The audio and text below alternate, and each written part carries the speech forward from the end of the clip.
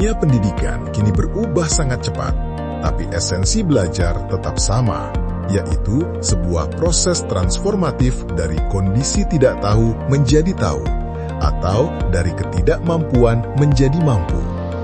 Proses ini bisa berjalan dengan baik jika memahami tentang teori belajar yang sudah dirumuskan oleh banyak ahli. Teori belajar adalah fondasi yang membantu dosen memahami cara berpikir mahasiswa. Melalui teori ini, dosen mampu mengubah kelas menjadi ruang dialog, bukan sekadar ceramah. Di era AI, teori belajar menuntun kita agar teknologi tetap berpihak kepada kemanusiaan. Mari kita telusuri bagaimana teori-teori belajar bisa menginspirasi pengajaran kita hari ini.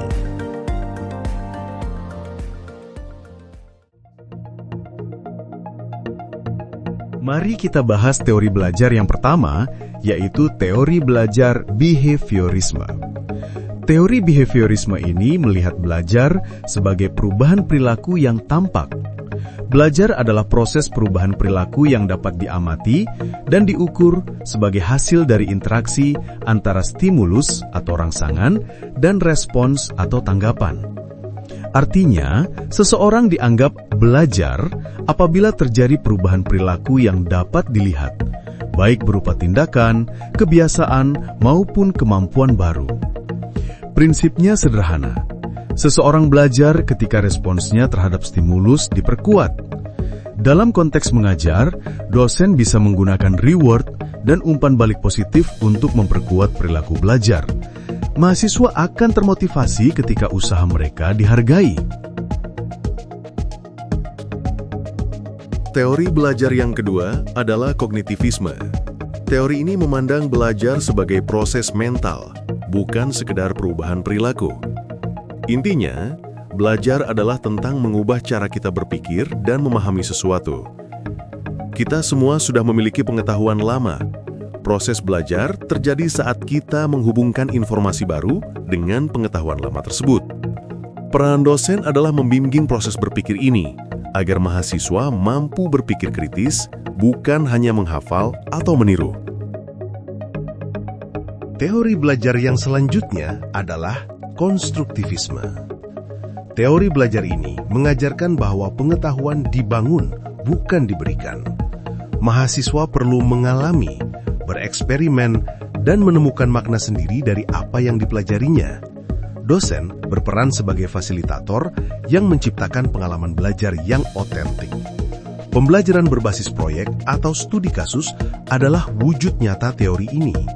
Konstruktivisme mengajarkan dosen untuk lebih percaya pada kemampuan belajar mahasiswa. Teori belajar selanjutnya adalah teori humanisme. Teori ini melihat mahasiswa sebagai pribadi utuh. Tujuannya adalah membantu mereka memahami diri dan mencapai potensi penuh melalui pertumbuhan pribadi. Peran dosen adalah menciptakan suasana yang empatik dan menerima untuk meningkatkan motivasi belajar. Teori belajar yang selanjutnya adalah konektivisme.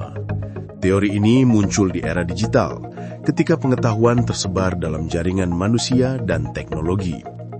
Belajar bukan lagi proses individual, melainkan membangun koneksi dengan berbagai sumber informasi. Mahasiswa belajar bagaimana mencari, menilai, dan menghubungkan informasi secara kritis. Dosen membantu mereka menavigasi jaringan pengetahuan ini dengan bijak. Dengan konektivisme, kita belajar bersama dalam ekosistem digital yang tak terbatas. Teori belajar yang terakhir adalah model ARCS. Teori ini menekankan bahwa motivasi adalah kunci belajar yang efektif. Dosen perlu menarik perhatian, menumbuhkan relevansi, membangun kepercayaan diri, dan memberi kepuasan. Ketika motivasi tumbuh, semangat belajar pun meningkat. Model ini membantu dosen merancang pembelajaran yang lebih menggugah.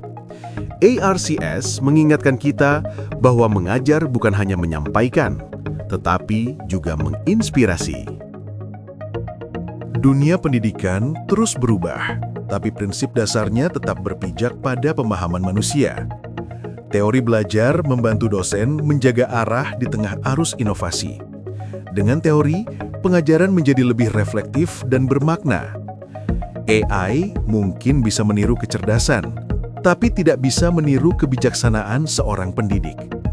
Mari terus belajar, berteori, dan berinovasi demi pendidikan yang memanusiakan.